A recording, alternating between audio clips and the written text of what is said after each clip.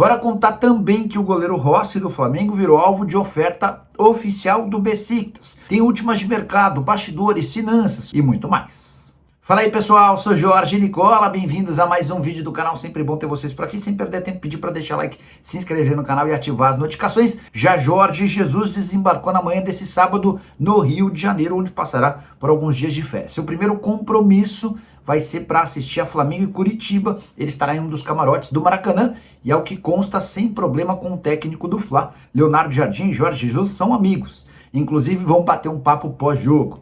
Já o Olympiacos pede $1 milhão para liberar o Rodinei. Esse valor está muito acima daquilo que o Atlético Paranaense gostaria de gastar com o ex-jogador da seleção e do Flamengo. E o Rossi pode mesmo trocar o Flamengo pelo Besiktas. O que dá para contar é que o time turco ofereceu cerca de 5 milhões de euros. A gente está falando de quase 30 milhões de reais para contar com o Rossi após a Copa do Mundo. O contrato do goleiro argentino com o Fla só se encerra em dezembro de 2027. E o Rossi tem dado uma série de sinais de que pretende continuar no Flamengo, eventualmente até se aposentar, o que deve acontecer em bastante tempo. De qualquer forma, a proposta chegou ao Fla e deve ser recusada. A tendência é de que o Flamengo só aceite negociar o Rossi a partir de ofertas de 9 milhões de euros para cima, mesmo com a fase do Rossi bem distante da ideal.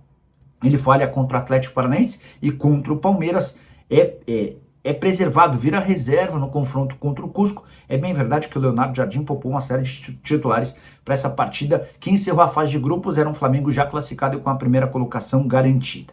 De qualquer forma, Rossi segue prestigiado pelo técnico Leonardo Jardim e só sairá diante de uma grande oferta. Desde que foi contratado, no fim de 2023, foram 173 partidas do Rossi pelo Fla e 7 títulos conquistados. Um dos reforços mais caros da história do Flamengo, De La Cruz, não consegue emplacar com a camisa do rubro-negro. E dá para dizer que ele é um dos piores custos-benefícios da história do clube. Só para lembrar que o Flamengo desembolsa para tirá-lo do River Plate cerca de 16 milhões de dólares. Pagamento à vista, que equivaleu à quebra da multa do contrato.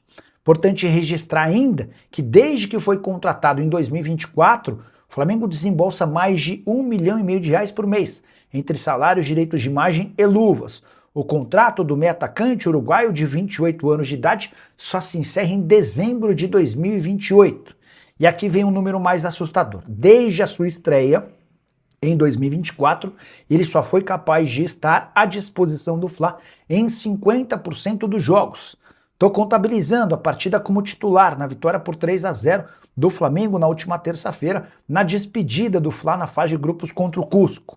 De La Cruz, enfim, teve uma chance como titular e alcançou 94 partidas com a camisa do Flamengo. O problema é que nesse período todo o rubro-negro entrou em campo em 188 vezes, ou seja, em metade dos jogos o De La Cruz atuou, em outra metade ele esteve ausente.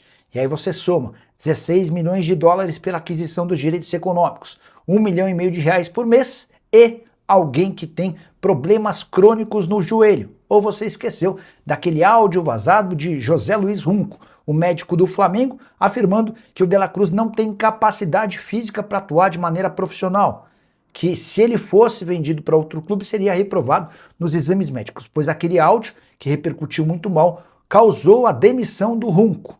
O De La Cruz permaneceu no Fla, mas não consegue sair do clube, nem sequer ele tem sido alvo de propostas.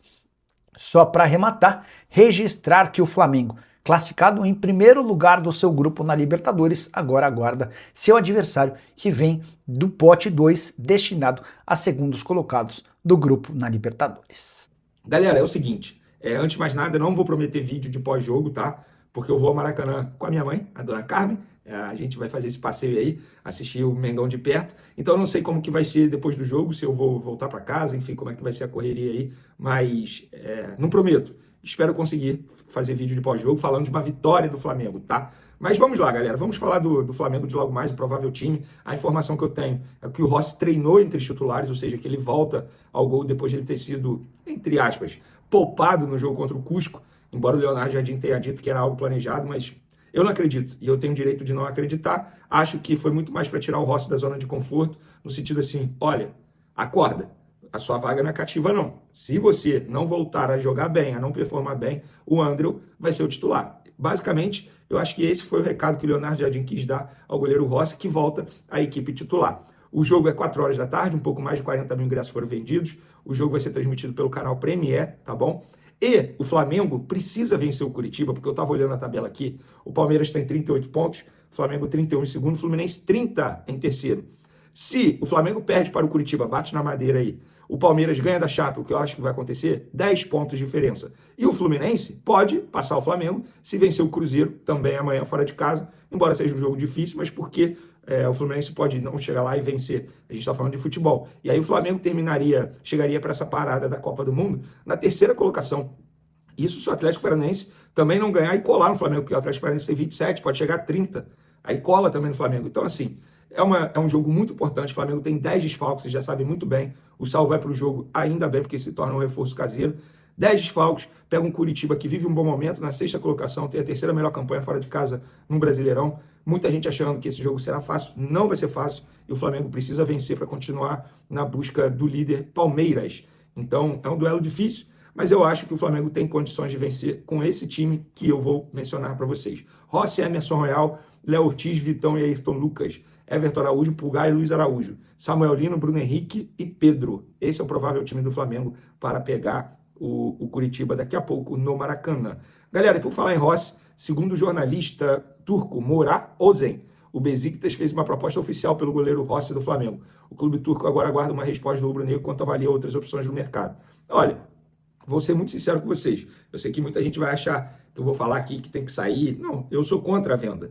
Eu só sou a favor da contratação de um outro goleiro que chegue para brigar mesmo, de fato, pela titularidade com o Rossi, ou que chegue para ser titular e o Rossi ser o reserva imediato. Eu não tenho nada pessoal contra o Rossi, é apenas uma avaliação técnica. E eu acho que o Rossi não tem virtudes suficientes para assumir a meta rubro-negra de forma unânime como ele é atualmente. Porque é isso. Ele olha para o lado e ele não se sente ameaçado.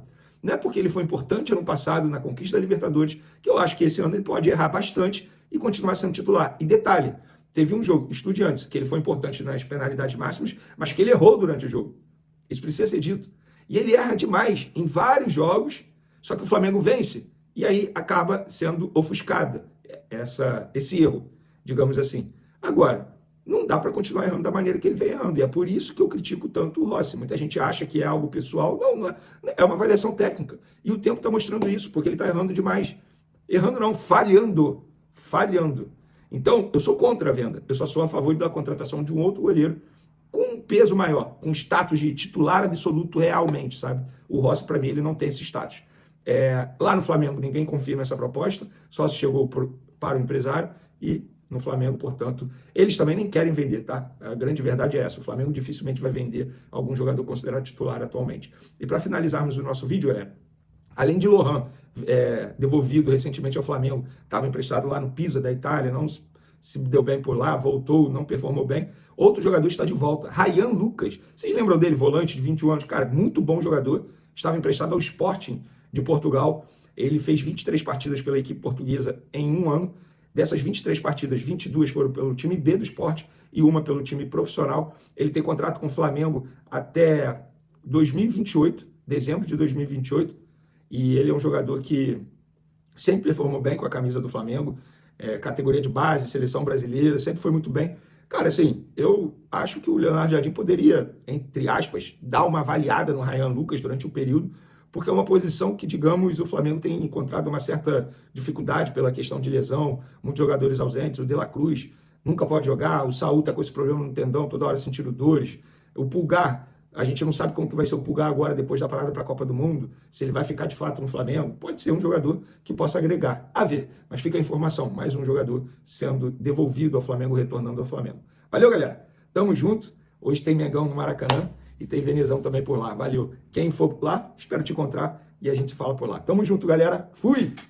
Fala, galera, beleza? Chegando aqui com mais um giro de notícias importantes, inclusive atualizado do Mengão do Flamengo, o maior clube do Brasil. Já peça seu like, se ativa no nosso canal, ativa o sininho das notificações pra você sempre ficar por dentro de tudo que tá sendo rolado. Daqui a pouco tem Mengão jogando contra o Curitiba, né, rapaziada? Neste sábado, dia 31 de maio, 31 não, perdão, dia 30 de maio, estamos chegando assim, mais um fim de mês aí, iniciando mais um novo mês. Então, rapaziada, muito obrigado por ter sido ficado aqui, um grande abraço pra você, até o próximo vídeo, foi.